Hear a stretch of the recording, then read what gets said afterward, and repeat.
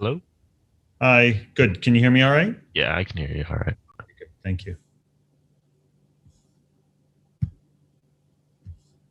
Let me move this. All right, let's wait a minute or so for stragglers.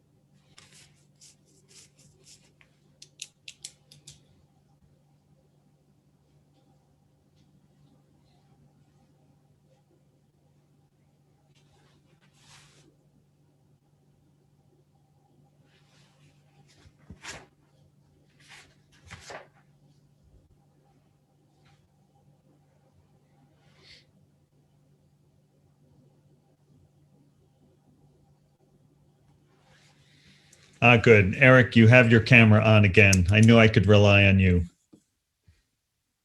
One out of what should be 160 people. Two. Can I get an Right. extra point for being special? No, you don't need extra points. Anybody? No, no other. Two. All right.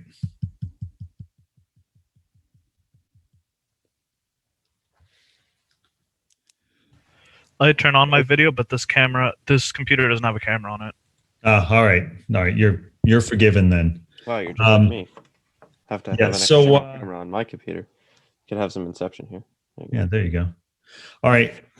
So let's see. A couple of quick things. One sort of ongoing family health things. I mean, I'm actually teaching from a friend of the family's house while they're away, and it's 55 in here, and I don't feel like I should crank up their whole house heat while they're away. So that's why I am dressed as I am.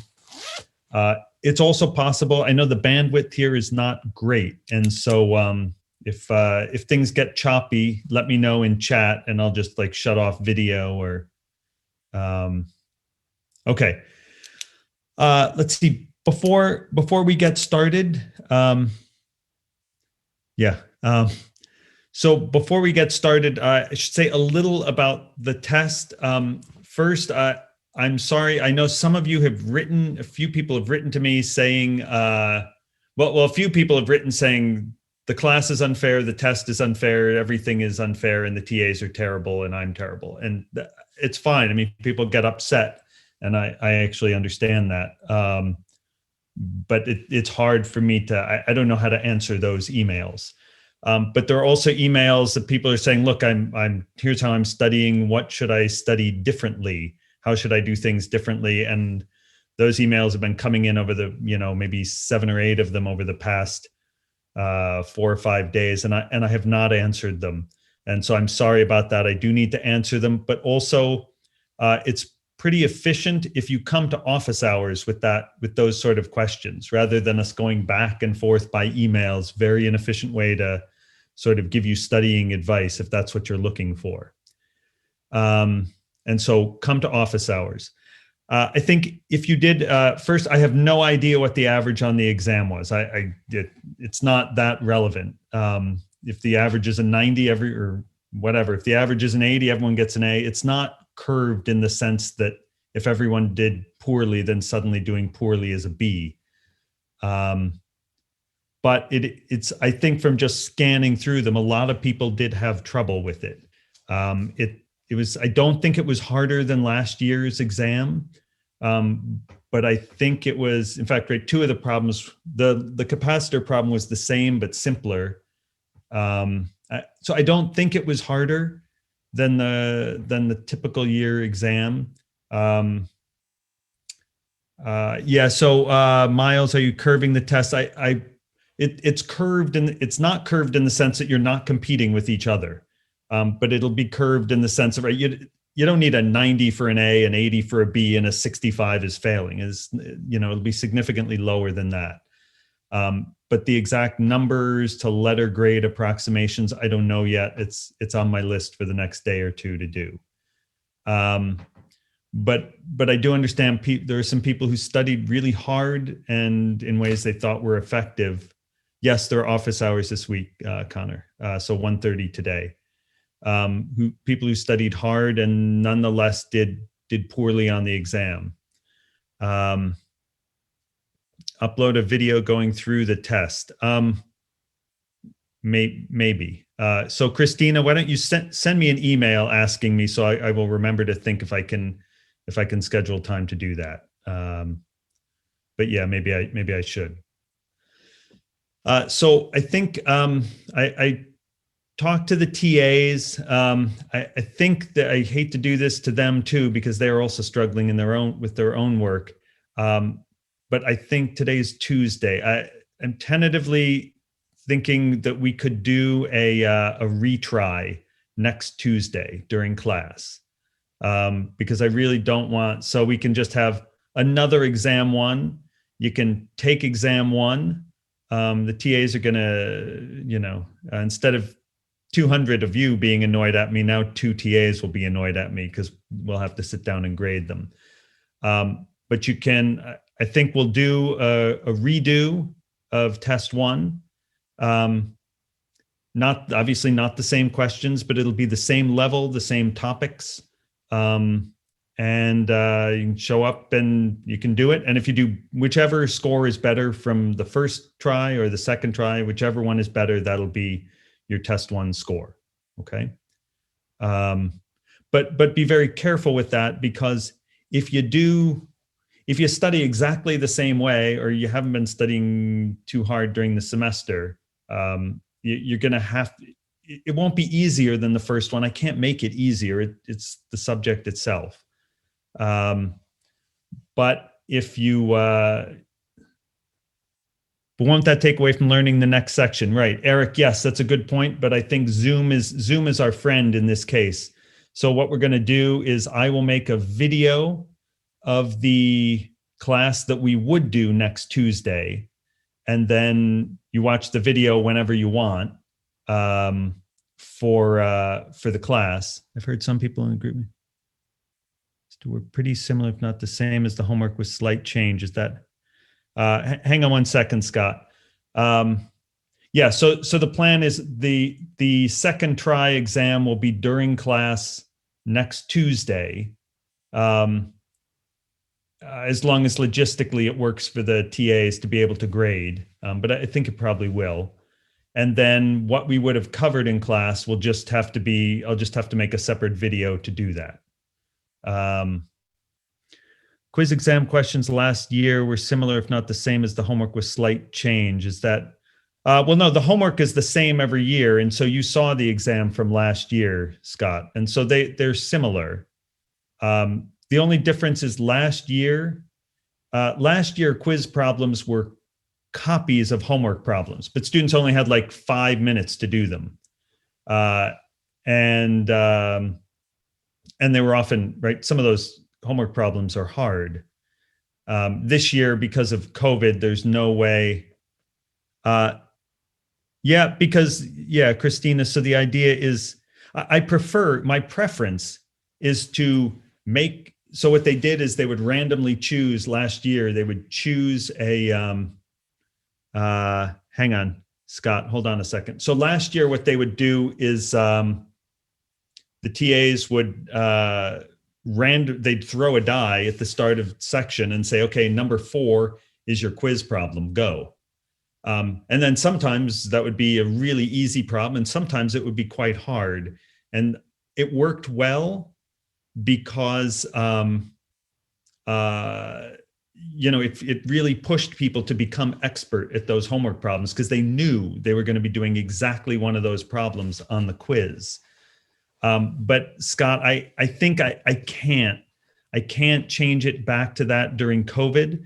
And I'm certainly not saying this about you or any particular person, but I think it just, to have the quiz be a copy of solutions, the quiz solutions are a copy. I am concerned that there could be some people who would just pull up a PDF of the solutions.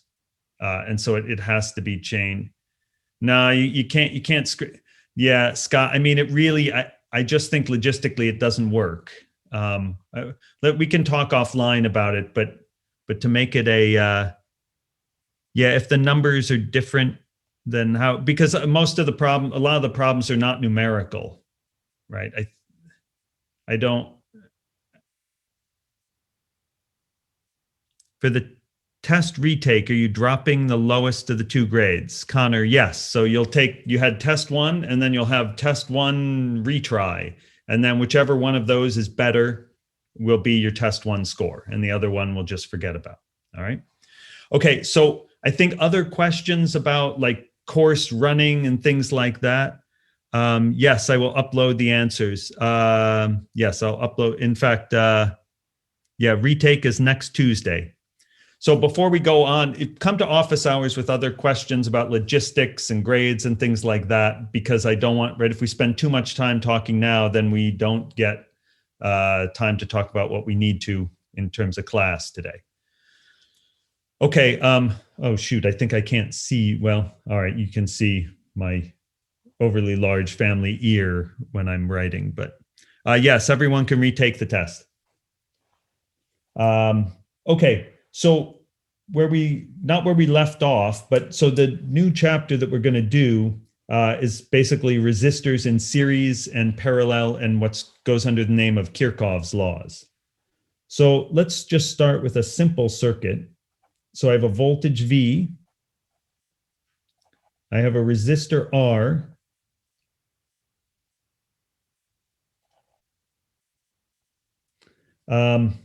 And let's look at 4 points on this circuit: A, B, C, and D. All right, so just labeling 4 points along the circuit.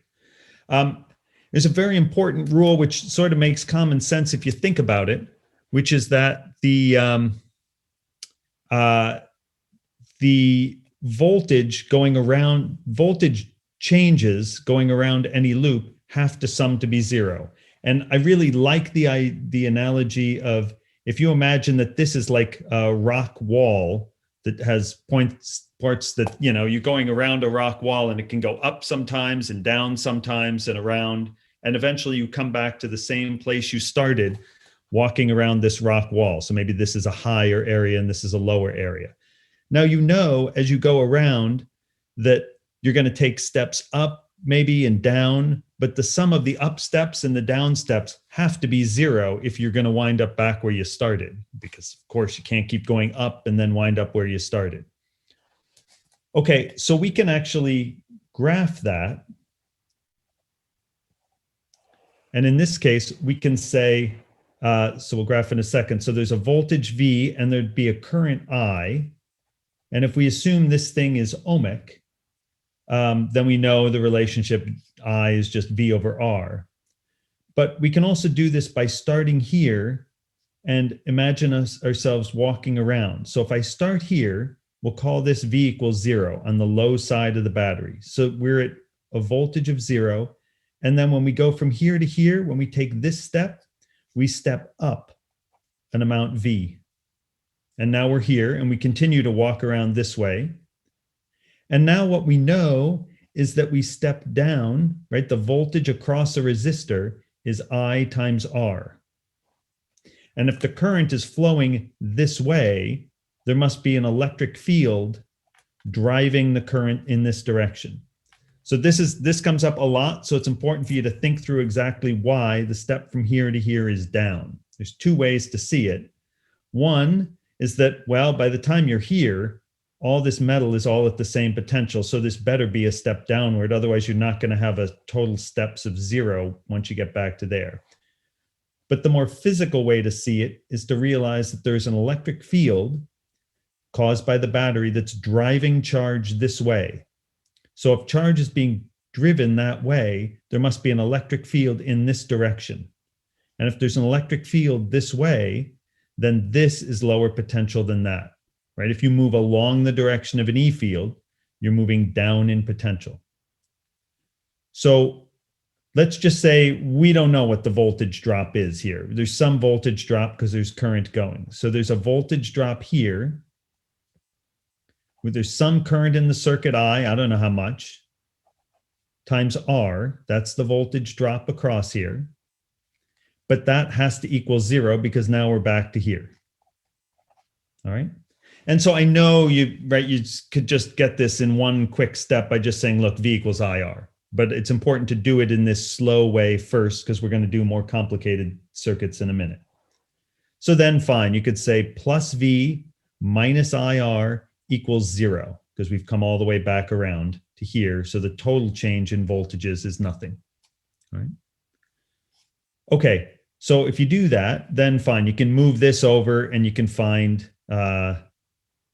therefore I, move this over, divide by R, I is V over R, which you could have just said from saying, okay, yeah, fine, it's Ohm's law, I is V over R. But I want you to think about it this way because more complicated circuits are on their way. Okay, so it's also useful, I think. So questions so far?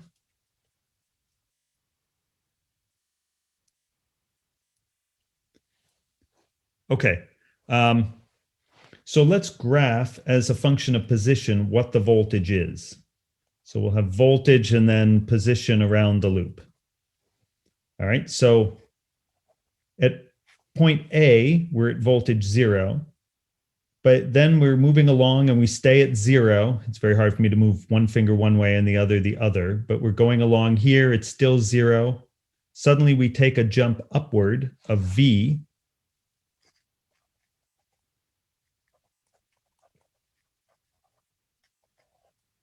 And then we continue to drive along. Now we're at voltage V. We're continuing to drive along. We turn this corner. We're still at V. We continue going along here. So we hit B and we were at V. Continue driving along here. Turn this corner, hit C. We're still at voltage V. And then we come here. And now after we cross this resistor, we drop down. And now we're back at voltage 0 again. And then we hit point D. And then eventually now this point loops back to A, right? Okay, any questions so far? We're about to do a slightly more complicated circuit. So is that for the whole circuit or just a point on it? I don't know the question. Can you unmute, Connor?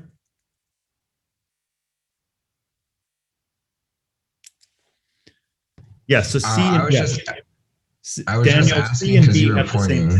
I'm sorry, I was talking over you. Go ahead. No, it's fine. So I was just asking when you were doing the V minus IR equals 0, you were pointing at the A point. So I was confused if it was for the A point or for the whole circuit.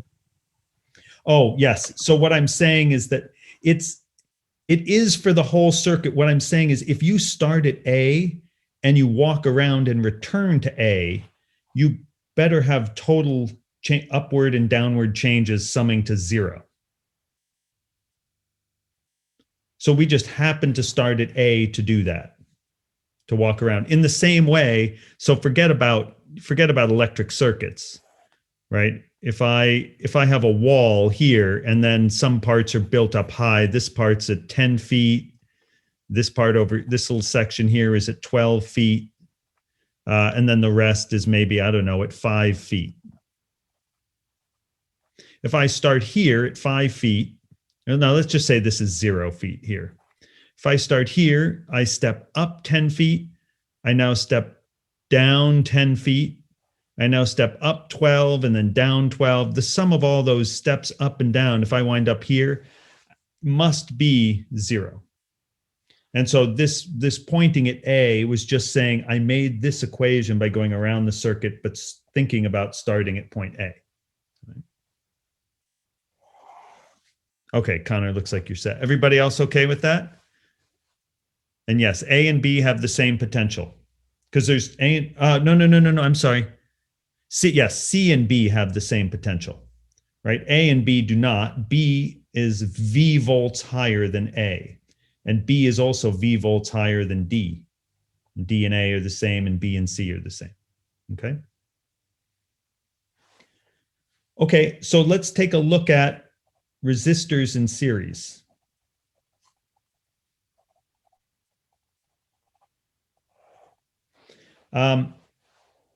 Okay, so I'm going to take a same as this circuit, but instead of having one resistor, I'm going to take a resistor of resistance R1 and another resistor of resistance R2,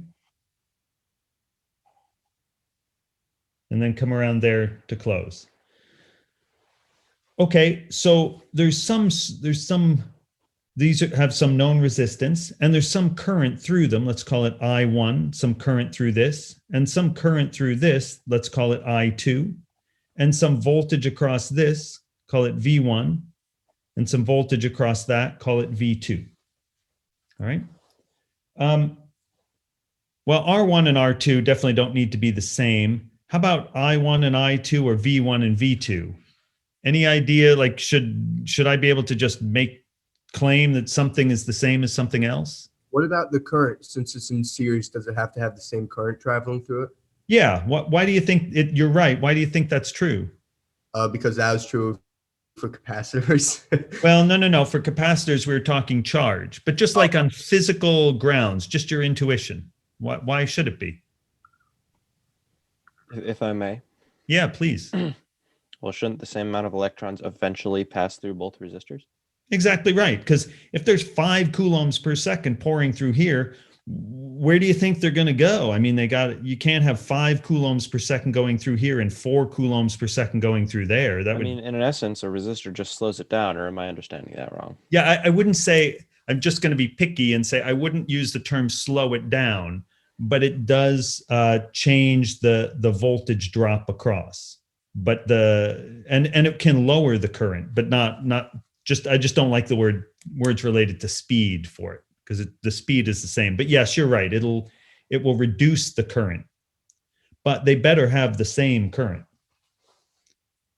right? So I1, since I1 equals I2,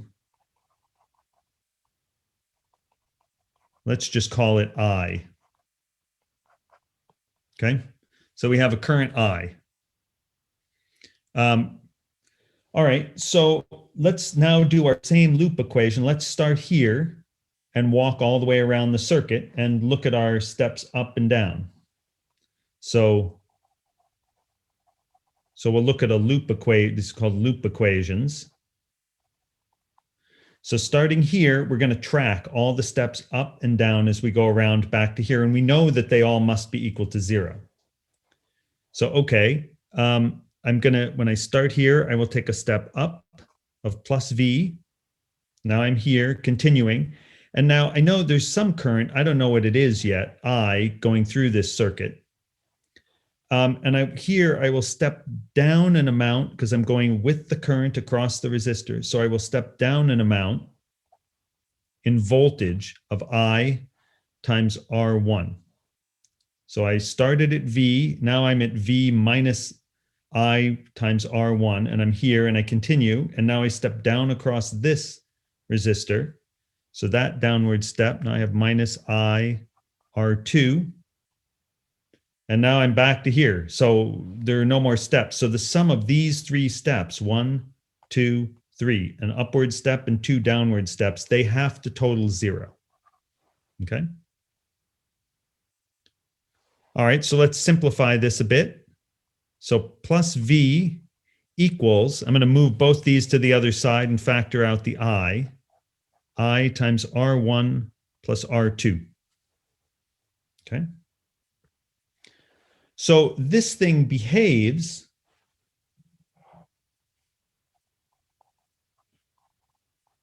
this acts like a circuit, voltage V, and a single resistor of resistance R1 plus R2. Right? So we would say that R equivalent for this is equal to R1 plus R2. So you got to be very careful.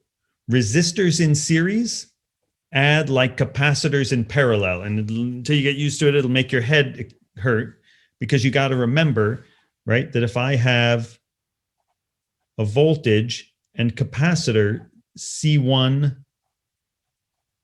and C2, capacitors in parallel, this thing has an equivalent capacitance of just C1 plus C2. Resistors in series just add. So capacitors in parallel or resistors in series just add.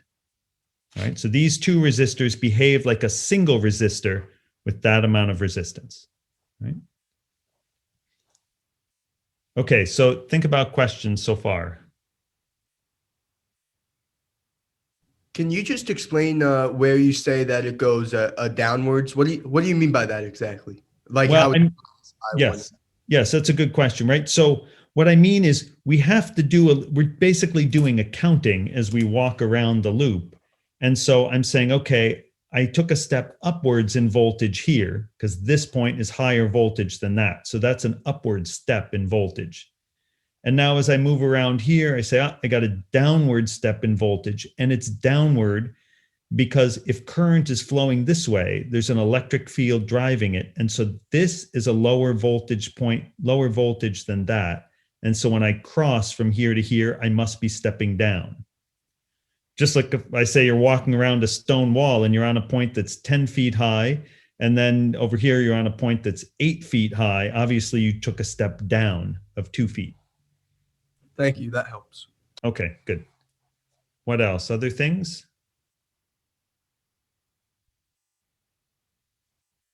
Okay, so what we found is resistors in series just add in a nice simple way. Okay, let's do a simple example of this before we go on.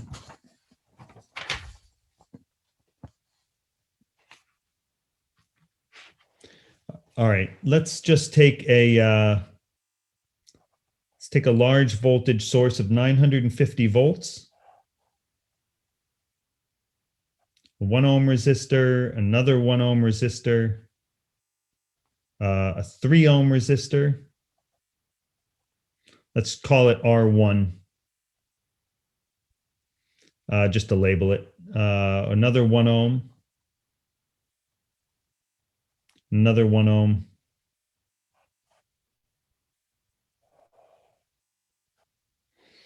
Okay. So let's just, this is kind of a review a little of last chapter, but also gets us to what we're doing now. Find the power used and current through, power used and current through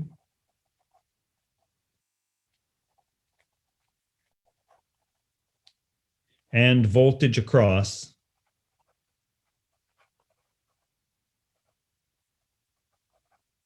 R1. Okay.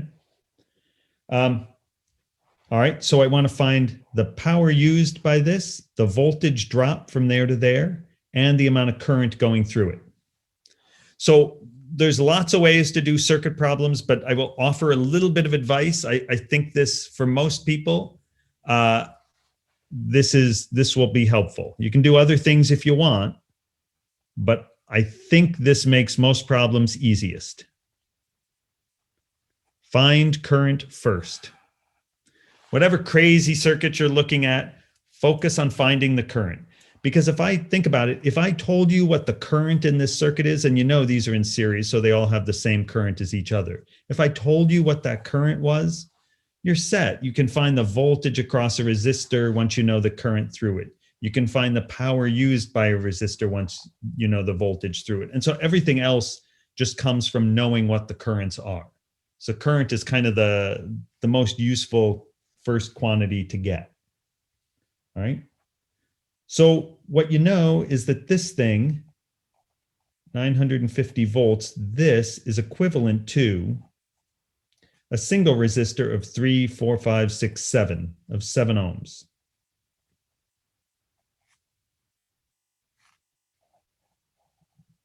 So you have 950 volts across 7 ohms. So I'm just adding capacitors in series. Okay, but now this is an easy problem to do. I is going to be equal to 950 volts over 7 ohms. And if you do that arithmetic, you'll get 136 amps. Okay? So what we now know is that there are 136 amps going through this circuit.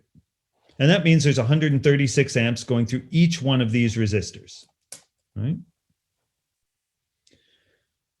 Okay, so now find power used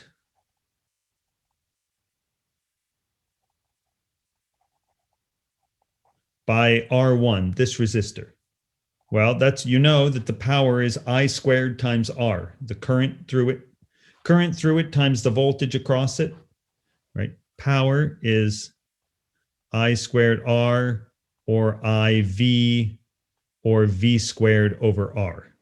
You can do any of those. But at this point, we know the current through it and we know its resistance. So I'm sorry, that should not say I squared V, that should say I squared R. So fix that, right?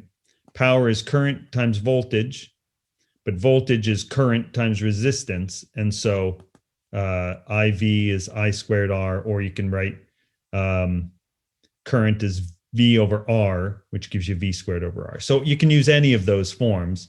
But in this case, what we know is the resistance and we know the current through it. So we might as well just use this.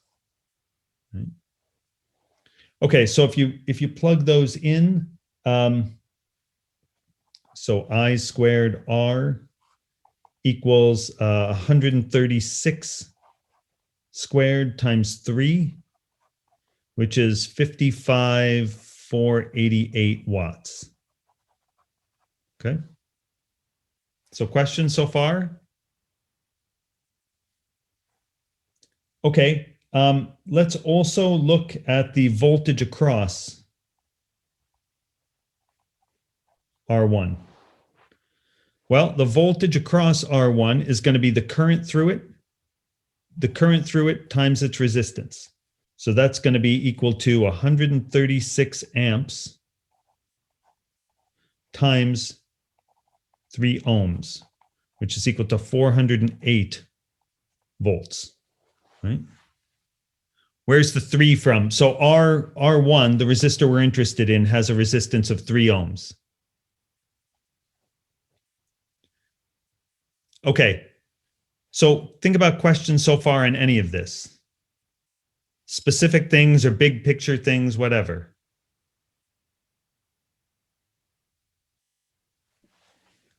Okay, so there's a useful thing. What I want you to do is take a second and write down on your own diagram what the voltage across this resistor is.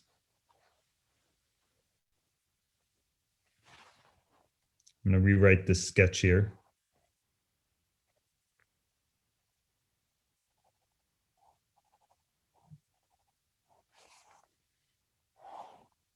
So here's a 1 ohm, a 1 ohm, a 3 ohm, a 1 ohm, and a 1 ohm.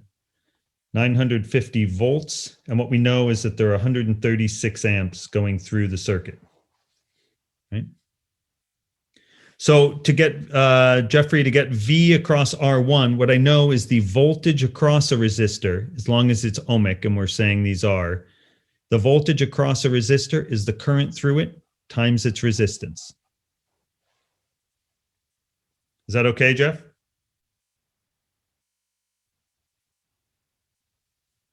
Okay.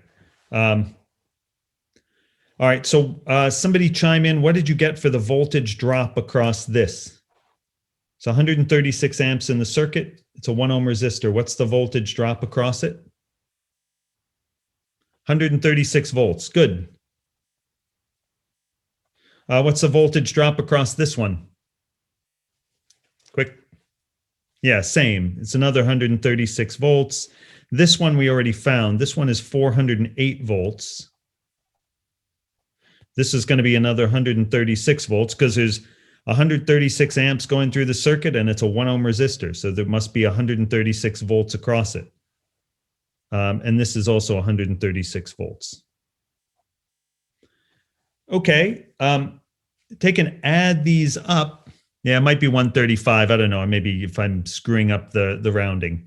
Now notice something. If you add these up, you'll get rounding error notwithstanding. If you add up these voltage drops, you'll get 950, which you better, because you start here at voltage of 0 and you jumped up 950 volts, and then you drop down 136, another 136. Here you dropped 408 because this is 3 times the resistance. And so to get 136 amps through it, you better have 3 times the voltage across it. So then you drop another 408, another 136, another 136.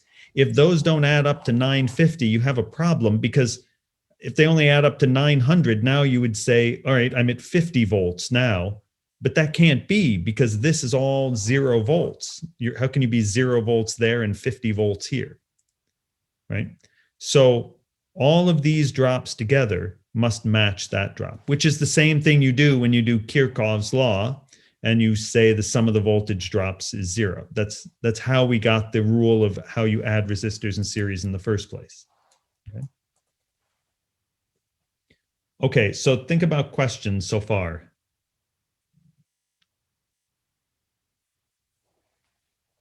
Okay, so let's look at resistors in parallel. All right, so we're going to take another circuit, and in this case, so I'm going to have a voltage V, some current I, and here we got to be more careful with the currents. I have a resistor R1.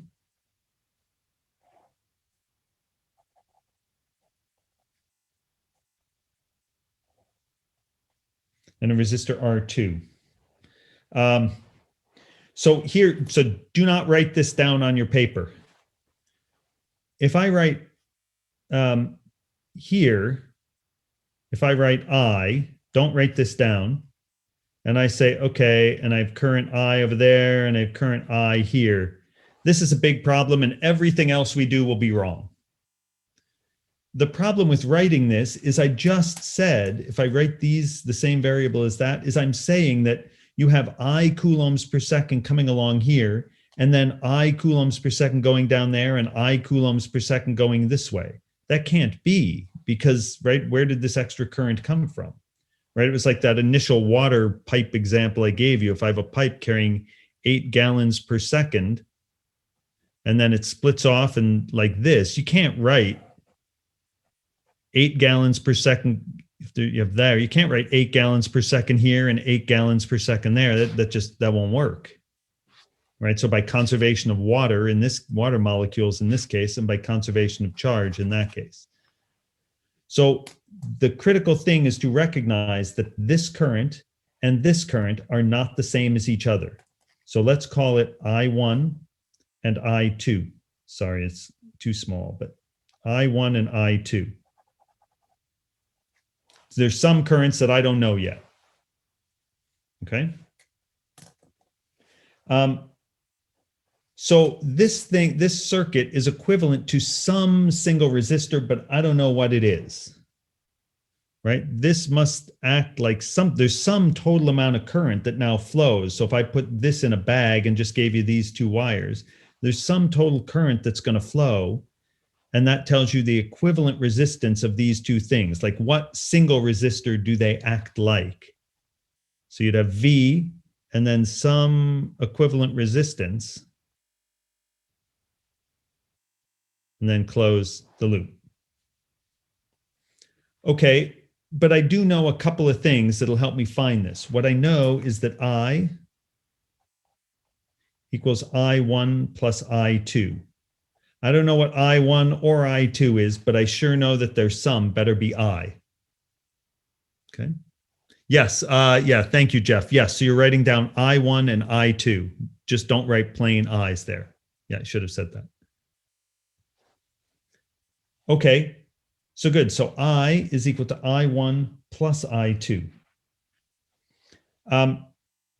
But so this is this total current I don't know yet.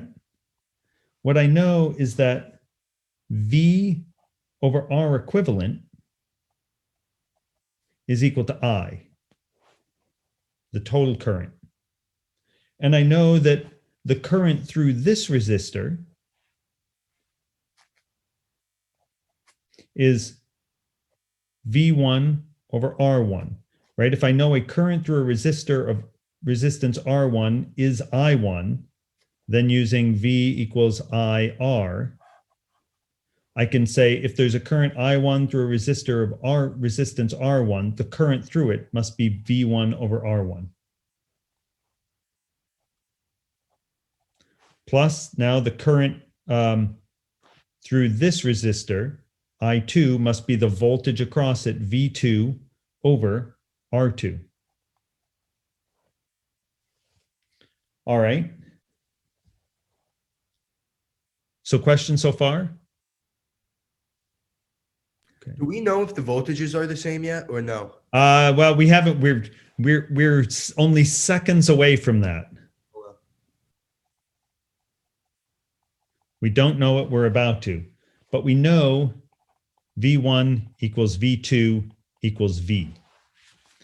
Right? So whatever, and again, think of this as a stone wall. You're jumping up here a voltage V. You could walk around here and then jump down here. But as soon as you jump down here, you're at the same height you were here. And so this drop must be the same as that drop and the same as that drop. Unlike the case where they're in series, where the sum, you jump up and then in voltage, now you jump down some and down some more. And the total of these two drops, that one and this one, must match V. But either one of them could be anything. Right? But here, because these are in parallel, I know the voltage across each one is the same as each other and the same as the voltage across the battery. All right, so we know V1 equals V2 equals V. So therefore, V over R equivalent equals V over R1 plus V over R2. Canceling the V's tells us that 1 over R equivalent equals 1 over R1 plus 1 over R2. All right, and that should look familiar from what we did with capacitors. 1 over C equivalent is 1 over C1 plus 1 over C2, except the confusing thing is that it's capacitors in series. If you have C1 and C2, the equivalent capacitance for capacitors in series is 1 over C1 plus 1 over C2. The equivalent for resistors in parallel is 1 over R1 plus 1 over R2. All right, so you got to be careful. Resistors in series add like capacitors in parallel, and resistors in parallel add like capacitors in series. So it sort of goes, crosses, if you want to think of it that way. But in any case, what we've shown is that 1 over R equivalent is 1 over R1 plus 1 over R2. Right? So if you add if you have a 2 ohm resistor, let's say a 4 ohm resistor, sorry, that's not a resistor, that's a capacitor. If you have a 4 ohm resistor and another 4 ohm resistor in parallel, 1 over R equivalent is 1 over 4 plus 1 over 4. 1 over 4 plus 1 over 4 is a half. And so R equivalent is 2 ohms.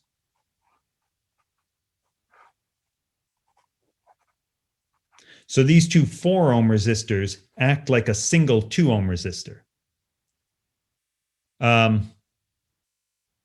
Yes, Asa, series resistors act like capacitors in parallel. Act like in terms of that's how you add them. Yes.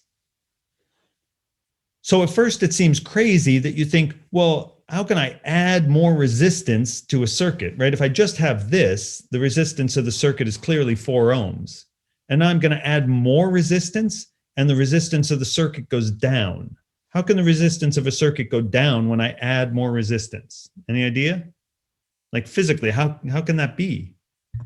Is it because like you're resisting less of the material, Sort of. I think, yeah, I mean, it's you're on the right track. And Robert, yeah, so exactly, you have two paths now. Here, you've got one 4 ohm resistor and all current has to be driven through it. Now you have two paths. And so the effective resistance of that whole thing is lower than just one resistor.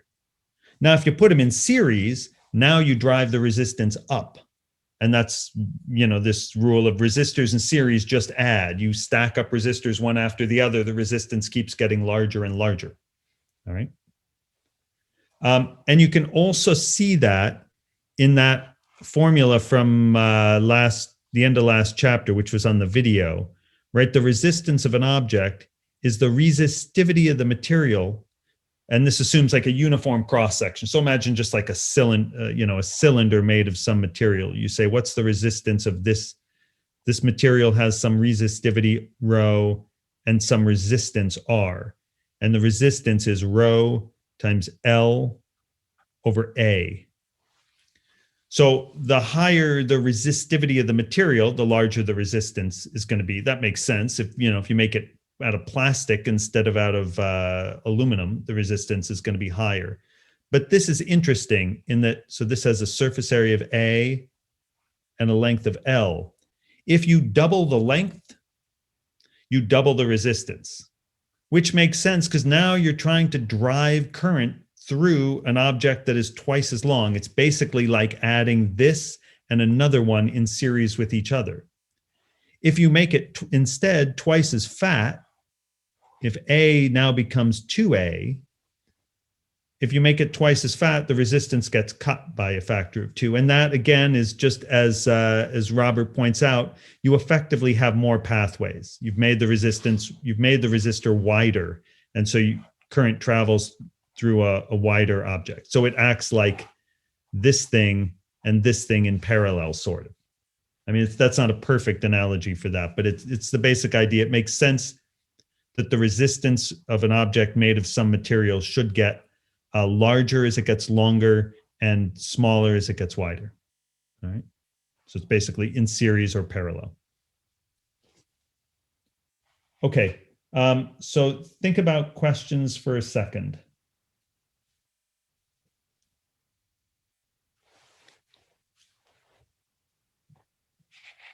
Okay. Not that anybody cares, but the neighbor's house is, aside from being 55, it's like hardwood floors in the kitchen, and their house is so neat, I'm afraid to wear my shoes in here. So my feet are beginning to get frostbitten. I get that same problem. I don't know if you could tell, but I'm in my basement. It gets very cold down here because we turn the heat off during the day. So if you see me change to a sweater at some point, you'll know why. Yeah, so I was looking around just before class to see if there was like something I could stand on, but their house is I can't. I mean, I'm not in my house, so I don't know where I'm not going to dig through their house to find slippers. I did get one of those though. That helps a lot. Yeah, maybe what I need to do is find from my car like some floor mats or something I can pile up. Or a towel. A towel, yeah. They're like extremely neat. I'm a slob, but they're extremely neat. And so I can't I'm afraid to touch anything in the house. Yeah, at least it's carpet in here. Yeah. So maybe I'll just have to do a little urgent care foot therapy afterwards. Extra socks. Actually, that's probably the simplest. Wool. Always go for wool. That's the best. All right. Other questions? Expressions of sympathy about my feet? Okay. It wasn't unmuting. I apologize. Actually, could you just one more time go over, of course, why the resistivity equation works? Just real fast. Yeah. This one? The one on the bottom right there. Oh, this? No, or this? That, yeah. Yeah. So if you watch the video, right, we learned that the resistance of an object. So this is a property of the material, right? So yeah. Okay, I remember that. Okay, so you're fine with that. So you're just confused about why it should be increasing with L and decreasing with A? No, I'm just trying to remember what you were explaining with it, with the cylinders there, with the resistors. Oh, yeah. So all I was pointing out is that with a cylinder, this is telling us that if you make some cylinder out of some material of resistivity rho, if it's bigger, it's more resisted. Well, yeah, actually be careful. You have to say, what do you mean by bigger? If the object gets, so I hand you a chunk of this material. If you make the longer you hammer out or squeeze some material, you squeeze it into a cylinder, let's say, the longer you make the cylinder, the longer and skinnier you make the cylinder, the larger the resistance will be. So let's say I just hand you a fixed amount of the material. If you make a long, skinny cylinder out of it, it's going to have a lot of resistance. If you make a short, fat cylinder out of it, it's not going to have much resistance at all. Okay. And you can sort of see that because a long, skinny cylinder is really like this resistor in series with this one and that one and all the way along it. Okay, I get that now. Thank you. Right. And short, fat ones are like resistors in parallel. Yeah, I kind of lost audio a little bit. I just wanted to get that. Thank you so much. Okay, good. What else? All right. So let's look at another. Let's see. What do we want to do? Yeah, I think let's look at another circuit diagram. So let's take 950 volts. So this will be similar to the one we did. A 1 ohm resistor, another 1 ohm. Another 1 ohm. Let's call this R2. I know we don't have R1 yet, but we will in a minute. Let's have this, which is R1 of 3 ohms.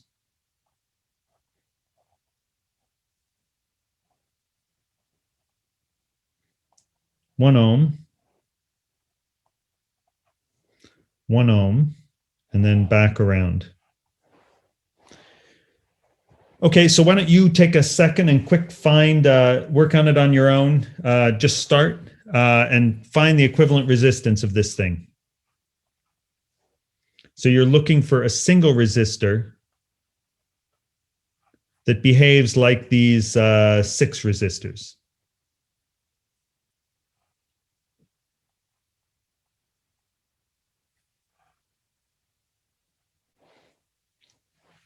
All right, so even if you don't know what to do, just do something.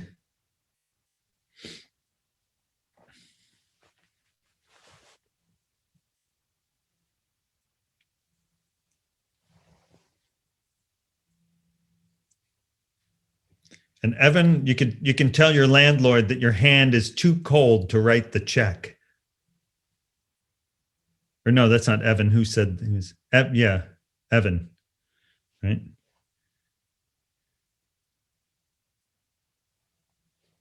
All right, so even if you don't know what you're doing, do something. Write down something. So you just want us to solve for REQ right now, right? Yep. So it's like the problems you did with capacitor networks, except now you're doing it with a resistor network and just practicing the other rules.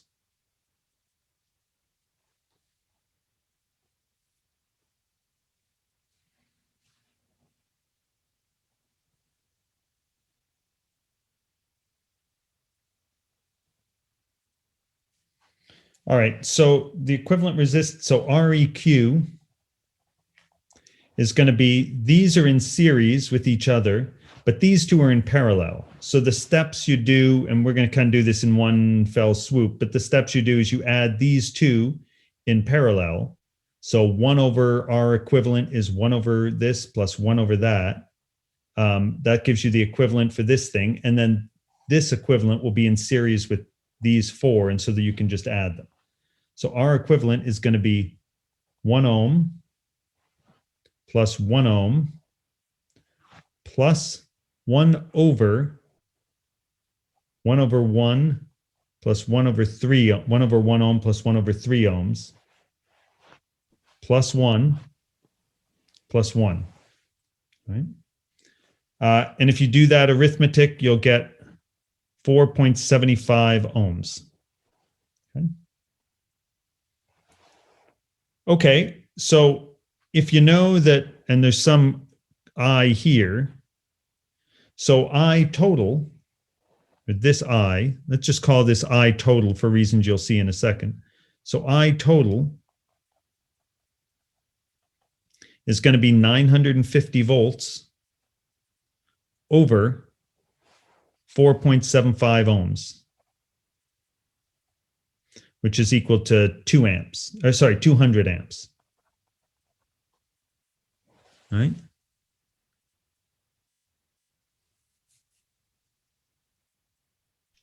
I'm confused as to why it would be 4.75. I got 5. Let's see. 1, 2, 3, 4. I got 4.75, just for the record. Okay, good. Right. So we're going to have, well, what do we get here? We have a third plus 1. So we've got 4 thirds here. Flip it over here and we'll have 3 quarters. So this whole thing, you should get 0.75. So you have 1, 2, 3, 4.75. So I think it's okay. Yeah, I added the fractions incorrectly. That's my fault. All right. Good. So this, now we got, so other questions on this? Okay, so this is very good. This is the total current in the circuit. So if all of these together act as if they are a single resistor of resistance 4.75. So you could just replace this whole thing with a single resistor. And then that tells you the current here. So there's 200 amps here.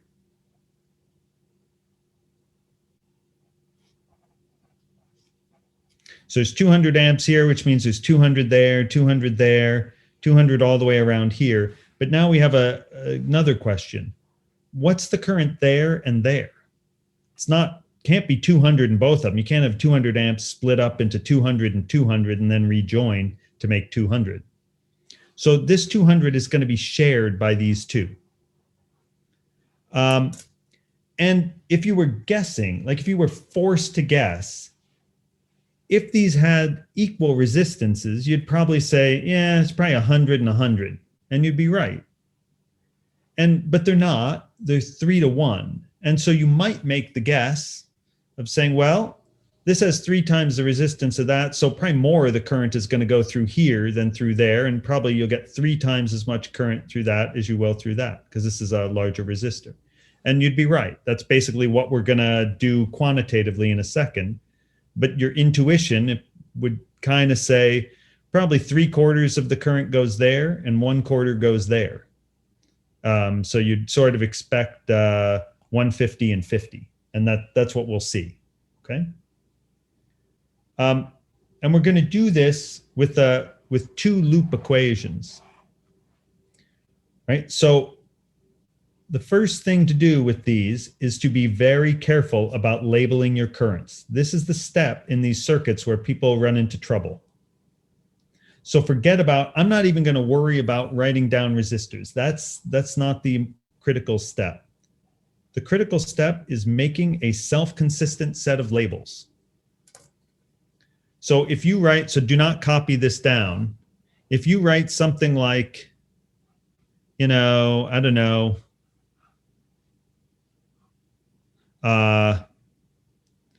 maybe you write I2,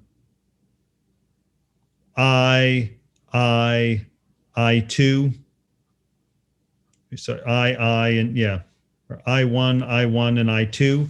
Everything else will break down from here, because that's not a self-consistent set of labels, because you can't have I1 coming here and splitting into I1 and I2. You can't write something like an I1 over here and then an I2 over here, because then you're saying the current here is different than the current there. And if you follow this around, it can't be. These two have to have the same current. So my advice is first look at each leg of the circuit and be sure you have a set of labels that could work. So I'm going to say that here, the current is I total. That's a label. I just want it to be total. And I'm going to say here, the current is I1. I don't know what I1 is, but we'll just call it, we'll give it a label. And this current, I better not use I1, because that would be forcing those two to be the same. So this is a different current. Call it I2. Now I don't need like I3 in any of these legs because I know it has to be the same as that. So here we're back to I total. So that's a consistent set of labels. All right. So now if we, with this set of labels, just imagine them on that, let's look at some loop equations. So in the lower loop, so by lower loop, I mean, so you can always start anywhere you want. And if you walk around and calculate the voltage steps up and down, you have to come back. The total of the steps up and down has to be 0. Okay, so I'm going to start here and I'm going to walk around this lower loop and tally my voltage drops. So here I'm going to walk this way. Now this is, I don't have to walk in the direction of the current, but I'm just going to. So I'm going to take when I go from here to here, I will take a step up of 950 volts. And now when I step from here to here, I will take a step down of 1 times I total. Right? Because the current at this first resistor is I total, and it's a 1 ohm resistor. So that's going to be 1 times I total. Now I'm going to take another step down when I get from there to there of 1 times I total. Okay, now we got to be careful. When I step from here to here, write down on your paper what the voltage drop is, stepping from there, because I'm walking around this way. What's the drop from there to there? Take a minute and try on your own, and then somebody put in the chat box or explain.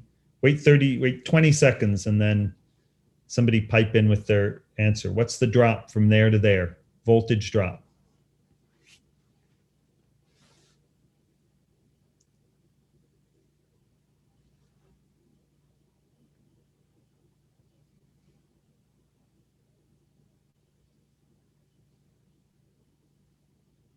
All right, anybody answer for this? What's the drop from voltage drop when I cross from there to there? Right, here's this resistor R2, which is 1 ohm. Yeah, I think no squares in it, but yeah, 1 times I2. Because remember, the current through this resistor is not I total. The current through this resistor, according to our own labels, is I2. We don't know what I total, I1, or I2 are, but according to our variables, that's what it's going to be. So I drop 1 time the resistance times the current through the resistor from here to there. Okay? Is that the same as 3/4 times I total? Well, yeah, but that whole thing of, oh, well, 1/4, 3/4, that was just kind of a hand waving way so you could sort of know what to expect as an answer. But you can forget that for now. All we know is that this current I total gets split up into I1 and I2. I1 heading that way, I2 going that way. And now we're doing the calculation. Thank you. That helps. Oh, yeah. Braden, typically in chat window, it's underscore. Caret is squared. Underscore means subscript. Okay, so good. So 1 times I2. And now we've got to take another, we're going around this lower loop. We have another step down of 1 times I total. Because back here, the current through this thing is I total, and another 1 times I total. And all of those steps have to sum to 0. Okay. All right, so this tells me that 900, so from this loop, we have that 950 minus 4I total minus I2 equals 0. I'm just adding those things up. 1, 2, 3, 4I totals plus an I2. And I already know R1 is R1 not considered in the loop? Yeah, very good question. No, it's not, because there are voltage steps up and down, but I'm not asking what the step is across that. We're walking this way. So when they say lower loop, we're taking this walk. Right? Okay, so now we know I total is 200.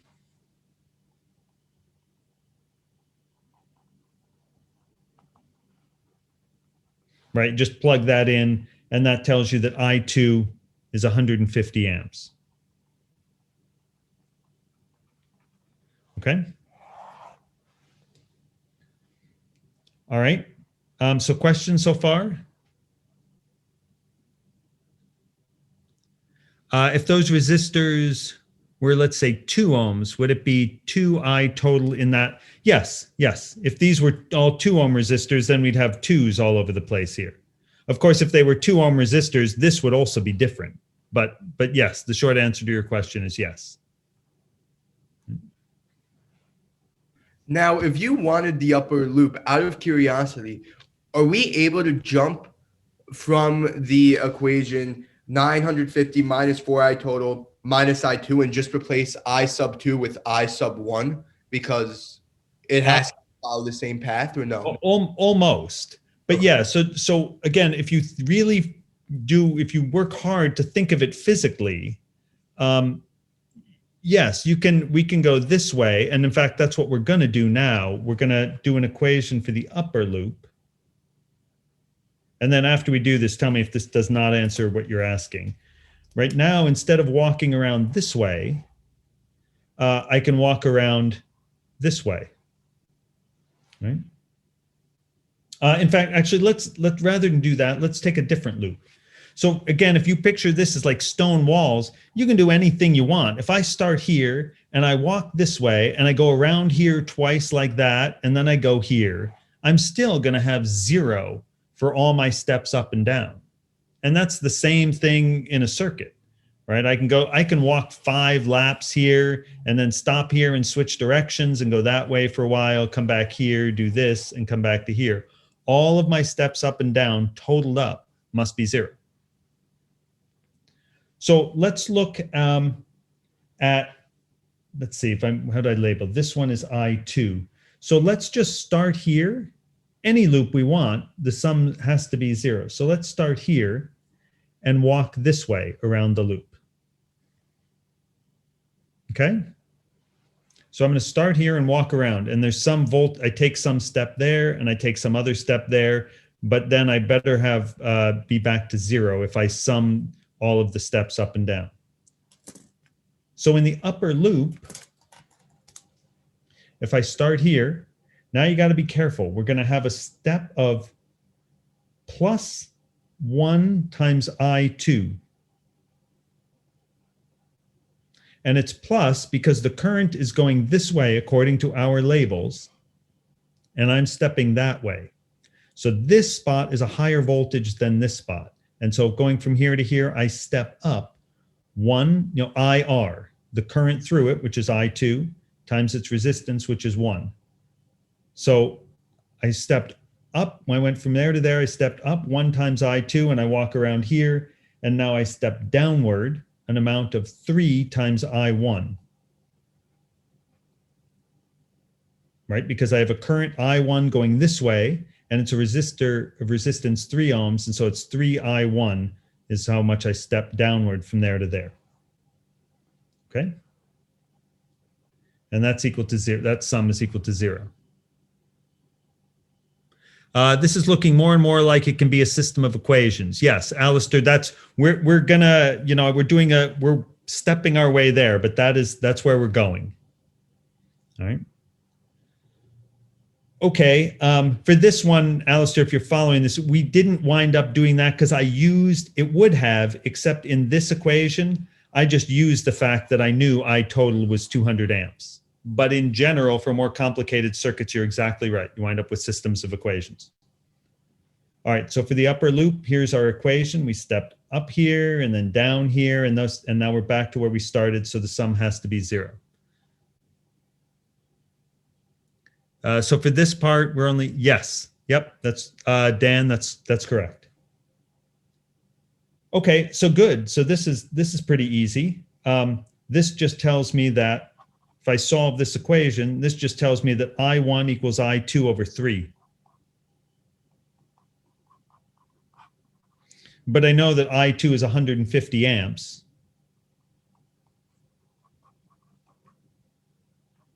Is 50 amps.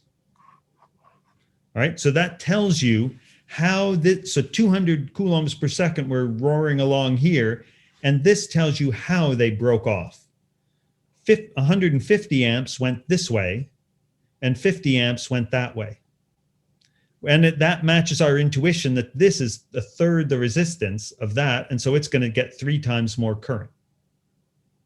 And this also, right, this is why, again, birds can stand on electric lines, because you have an electric line and current, let's say, is flowing this way. If current is flowing, every little spot along this wire is a different voltage. So the voltage is gradually dropping as you go from this end to that end. Not a huge amount, but it is dropping. And so you have voltage drop and current going through it. And if a bird stands here,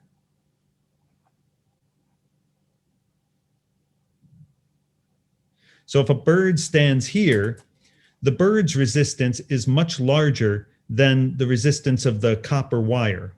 And so, yes, some current flows through the bird, but it's a much larger resistance. Yes, thank you. My bird is, I'm intending for it to look a little like a dinosaur, its ancestral relative, right? So you can just think of the bird as a large resistor, and this little bit of wire is a small resistor, okay? And in fact, thank you, Pierce. I appreciate that. And in fact, this is also why, if you ever, if you use a power saw or something and you look on the side of it, it will tell you, do not plug this thing into some, huge extension cord. You get a 100-foot extension cord, especially, let's say it's not really thick, kind of a lightweight extension cord, and you plug it in, and then it's 100 feet long, and you plug in a saw, and then you try to turn on that saw. You're going to find that it is pretty weak, and you can actually damage the motor doing that. What you've really done is you've taken 110 volts at the outlet, and then you've got this big long wire, which fine, right here's your plug. You have this huge long wire, and then you hook your saw into the end of it. What you really have is a whole bunch of resistors, because the wire has some resistance, and it's a whole bunch of resistors in series, and then you have your saw here. And then a whole bunch more resistors, because the wire all along its way has a little bit of resistance. And so you're 0 volts here, you're 110 here, but it's continuously, the voltage is getting lower and lower and lower and lower, and then you get to this, and then you drop more voltage here. So you may have 110 volts across the outlet, but by the time it gets to the saw, you may only have 60 or 50 volts, right? And so then the thing doesn't run. So when you run appliances on long cables, they get weaker and weaker because the cable itself acts like a bunch of resistors in series, right? Or as you know, right, resistance is rho L over A. And so this object, the cable itself is very long, and so it has a lot of resistance, okay? All right, building a circuit with wires and birds, nice. Okay, so questions so far? Okay, let's look at, yeah, so there's one, how are we doing for time? We have 10 minutes. We have 10 minutes, all right. So we can do, I'm just looking at the clock and what we should get done by the end of next, okay. So, right, there's an obvious question of if you've ever had a dead battery, right, you can carry one of those big bulky things, which I used to carry because the alternator in my car was very poor, and so it would, sometimes the battery would go dead because it wouldn't get enough charge. So you can carry a big battery, or you can jump it from another car. But you might wonder, your car starts on about 12 volts. So what you know now is that you could take whatever, 9, I can't do arithmetic, 8 1.5 volt batteries, if you put them in series, right? So plus, I don't want to write 8 of them, but you get the idea. Guess I will. Right? So if each of these is 1.5 volts and you wire it in series, so I have 8 little AA batteries, right? So if I start here, this is 1 volt, 1.5 volts higher than this one. This is 1.5 higher than that. And so the voltage drop across these 8 AA batteries is now 12 volts. So that's great. They should just make a little thing. You can just stuff in 8 little 1.5 volt batteries and then plug your car there and here and start your car. What'll happen, you could do that, and as soon as you turn the key, you'll see nothing. No clicking, no nothing, no starter motor, which seems to not make sense because it is definitely 12 volts. And then you'll say, what the hell happened? You'll pull this off and you'll put a voltmeter across it and it will say 12 volts. What actually would be interesting though, is if you took this thing and then you hooked it to your car. It's not an extremely beautiful car, but it's a car. If you hook this to your car and you measured the voltage drop across here, the instant you turned your key, the voltage drop across there would go to 0 or almost to 0.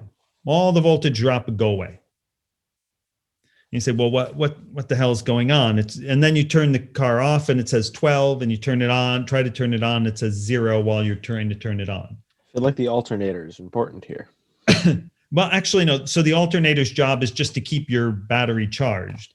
And it's kind of funny too. You have these big $200 batteries in your car instead of just a bunch of, little 8 little AA batteries in a little pack in your car. Why bother with this giant, 30-pound lead acid battery? And the reason has to do with the difference between a real battery and an ideal battery. So what we have said so far, right, we just say that, all right, fine, if you take a 10-volt battery and a 1 ohm resistor and you plug it in, you'll get 10 amps of current running through the circuit. Great. The problem is that assumes that this battery can supply any amount of current it wants. If we put a 0.5 ohm resistor, we'll have 20 amps. If we put a 0.1 ohm resistor, we'll have 100 amps, and that all just works like that. But actual physical batteries do not function that way. An actual battery, a real battery, behaves like this is called an ideal battery.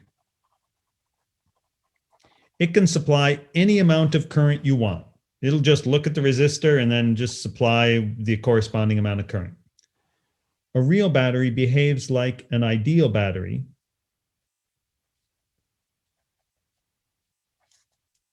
in series with a resistor. All right, well, what does that mean? Right, so when you look at your little 1.5 volt AA battery, you think of it just you think of it like that, but it's not really. What you really have, imagine if it were this. And that this is the thing inside the package. So unfortunately, batteries have internal resistance. They themselves have resistance. So the question is, how would this thing behave? Right? So if I take this and let's say, so this has some internal resistance R, and shoot, I know we're running out of time. We're not going to do this quantitatively this time, but this is important for you to think through. If I have 1.5 volts, but I'm forced to have it in series with this little resistor R here, the problem is if I hook up, as soon as I hook this thing up to some resistor of resistance capital R, and current starts to flow in this circuit, this thing doesn't get to see 1.5 volts. It sees plus 1.5, minus the current times this resistance R. So if this internal resistance is not low, if this is a pretty good size internal resistance, then, and I try to draw a huge amount of current, then I will wind up with plus 1.5 minus a huge amount of current times R. And basically I'll be back to 0 volts by the time I get to here. So I'll be 0 plus 1.5, and you will drop all of the voltage across the internal resistance of the battery. And then the voltage drop from here to here across this will basically be nothing. There's nothing left. So that's what will happen if you try to hook AA batteries up to your car. And so that beefy $200 battery in your car, you need that because it has a low internal resistance. Or batteries in electric cars. You can't draw tens of amps through battery, through just ordinary batteries. They need to have very low internal resistance. Otherwise, the voltage drop available for the thing you're trying to run will be nothing left. Okay, so please come to office hours if you want. Also, between now and next class, be sure to read ahead. You need to read the part on doing two-loop circuits and Kirchhoff's law diagrams, practice a couple of them, and definitely read the section on RC circuits, because you don't want to, it's not too bad, but you don't want to see it for the first time in class.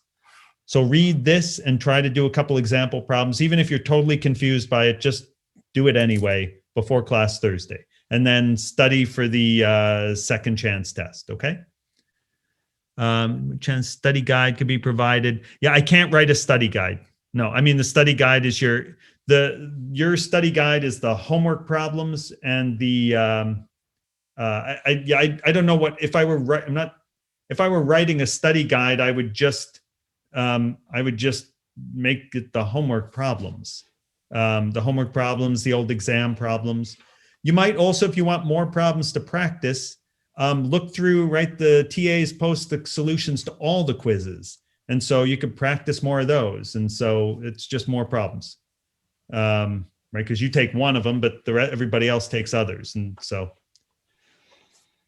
okay, I will see you either on Thursday or in office hours.